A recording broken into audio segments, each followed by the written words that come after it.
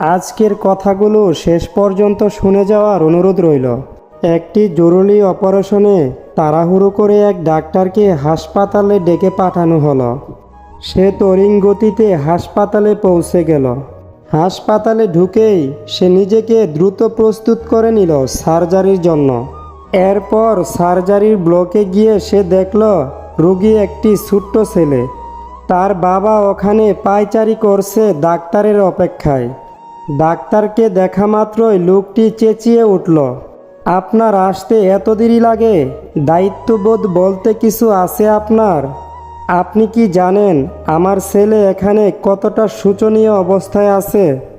Doctor ছোট্ট একটা মুচকি হাসি হেসে বলল, আমি দুঃখিত, আমি হাসপাতালে ছিলাম না, বাসা থেকে তাড়াহুড়ো করে এলাম, তাই খানিকটা দেরি হলো।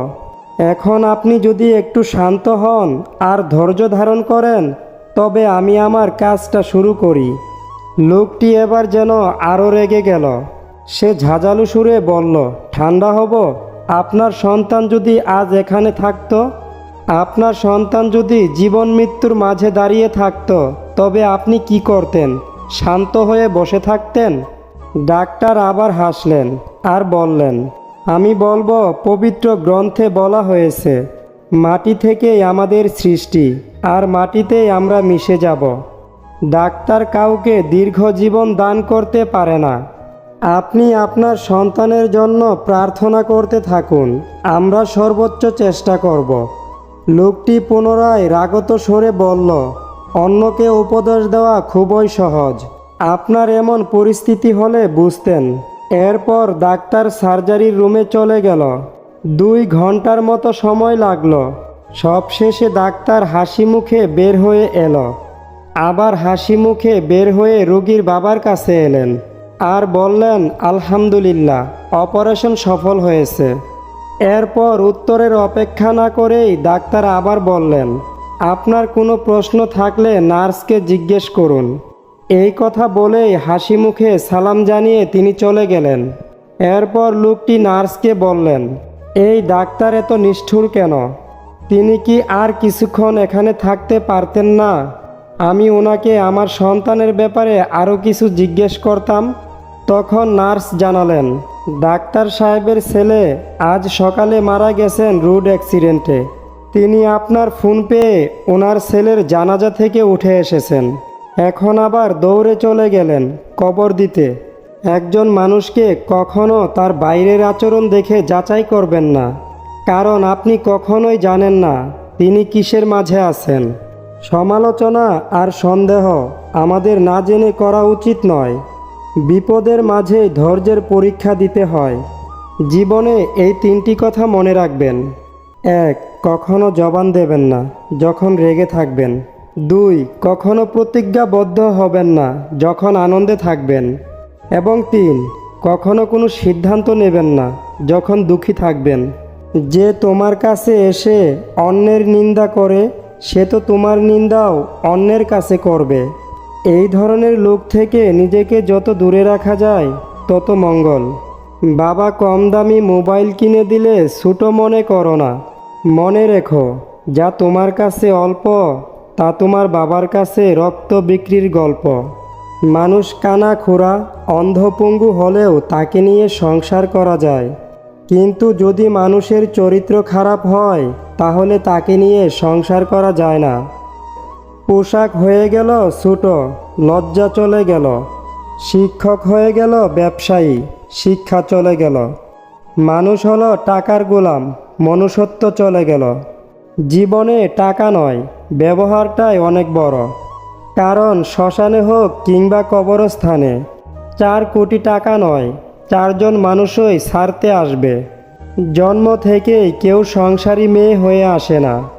তাই ঘরের বউকে কটূক্তি না করে সুন্দর ব্যবহার করে তার দায়িত্ব বুঝিয়ে দিন। গতকাল চলে গেছে, আগামীকাল এখনও আসেনি। আমাদের জন্য আছে আজকের দিন, তাই এখনই শুরু করে দিন।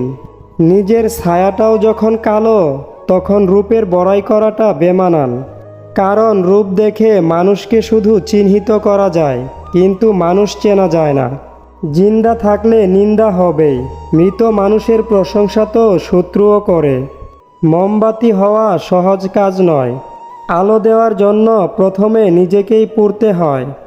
একজন ভিক্ষুক তোমার দিকে তখনই হাত পাতে যখন তার মনে হয় তাকে কিছু দেওয়ার সামর্থ্য তোমার আছে, এবং তুমি তাকে নিরাশ করবে না। বেশি টাকা উপার্জন করাটা গর্বের বিষয় নয়, হালাল উপার্জন করাটাই গর্বের বিষয়। চরিত্রহীন স্বামীর সঙ্গে রাজপ্রাসাদে থাকার চেয়ে গরিব আদর্শবান স্বামীর সঙ্গে কুঁড়ে ঘরে থাকা অনেক সুখের। শক্তি নিজের কথায় নয়, বিচারে রাখো। কারণ ফসল কিন্তু বৃষ্টিতেই হয়, বন্যাতে নয়। কিছু মানুষ আপনাকে ঠিক ততটুকুই ভালোবাসবে যতটুকু আপনাকে সে ব্যবহার করতে পারবে। তাদের অসাধারণ ভালোবাসা তখনই থেমে যাবে যখন আপনার কাছ থেকে তারা আর কোনো লাভ পাবে না। তাড়াহুড়ো করে পাওয়া জিনিস বেশি দিন টিকে না, আর যে জিনিস বেশি দিন ধরে টিকে থাকে তা তাড়াহুড়ো করে পাওয়া যায় না। মিথ্যেবাদীরা এখন সবার প্রিয় হয় এবং সবার ভালোবাসা পায়, আর সত্যবাদীরা পায় অপমান ও অবহেলা। স্বার্থের পৃথিবীতে ভালো খারাপ বলে কিছু হয় না। তুমি যার মন রাখতে পারবে তার কাছে ভালো, আর যার মন রাখতে পারবে না তার কাছে তুমি খারাপ। পৃথিবীর কোনো মেয়েই 6টা গাড়ির মালিক ছেড়ে 6 পেকওয়ালা ছেলের কাছে যাবে না। তাই জিমে যাওয়া বন্ধ করে কাজে যাও। মূর্খ লোকের জন্য সমাজ নষ্ট কখনোই হয় না, সমাজ নষ্ট হয় শিক্ষিত লোকের মূর্খ স্বভাবের জন্য। জীবনে যা চাও সব একদিন পাবে, শুধু সৎ থাকো আর কারুর ক্ষতি না করে সামনে এগিয়ে চলো। ষড়যন্ত্র করে কাউকে সফল হতে দেখিনি, তবে ধ্বংস হতে দেখেছি। অন্যকে ছোট করে কাউকে বড় হতে দেখিনি, তবে ঘৃণিত হতে দেখেছি।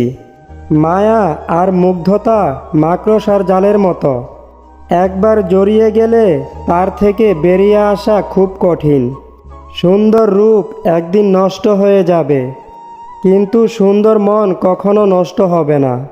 তাই মানুষের মন দেখে ভালোবাসুন, গায়ের রং দেখে নয়। অপরিচিত কারুর সাথে কথা বলার আগে মার্জিত ভাষায় কথা বলুন, কারণ আপনার কথা বলার ধরনই বলে দিবে আপনি কোন পরিবারের থেকে বেড়ে উঠেছেন। টাকা বলে আমাকে পেয়ে সব ভুলে যাও, সময় বলে আমাকে অনুসরণ করো, বাকি সব বাদ দাও। আর ভবিষ্যৎ বলে আমাকে নিয়ে বেশি বেশি ভাবো, বাকি সব ছাড়ো। বিয়ে করলে গরিব ঘরের মেয়েকেই বিয়ে করুন। অর্থ কিংবা যৌতুক হয়তো পাবেন না, কিন্তু সত্যিকারের একটা জীবন সঙ্গিনী পাবেন। কাউকে তার ভালো মন্দ বেশি বোঝাতে যাবেন না, এতে আপনি খারাপ হয়ে যাবেন। বরং তাকে ছেড়ে দিন। সে যখন ঠকবে বা বিপদে পড়বে তখন সে এমনিতেই আপনার মূল্য বুঝবে। স্বপ্ন দেখা যায়, ধরা যায় না। জীবন ভাঙা যায়, গড়া যায় না। মন দেওয়া যায়, ফেরত নেওয়া যায় না। ভালোবাসা সৃষ্টি করা যায়, শেষ করা যায় না। মাঝে মাঝে পিছনে ঘুরে প্রতিবাদের গর্জনটাও করা উচিত, নয়তো সবাই তোমার মৌনতাকে দুর্বলতা ভেবে নেবে। হারিয়ে যাওয়া সূর্যকে ফিরে পেতে 12 ঘন্টা সময় লাগে, কিন্তু হারিয়ে যাওয়া বিশ্বাস সারা জীবন অপেক্ষা করলেও আর ফিরে পাওয়া যায় না।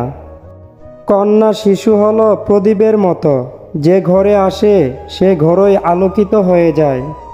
জীবনে কাউকে পাওয়ার পরও যদি আরও ভালো কাউকে পাওয়ার আশা করো, তাহলে একদিন দেখবে জীবন থেকে সবচেয়ে মূল্যবান কাউকে তুমি হারিয়ে ফেলেছ।